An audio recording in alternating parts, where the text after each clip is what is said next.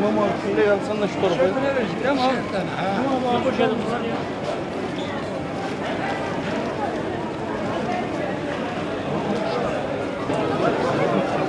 Bir tane de çok iki poşetteyim ha.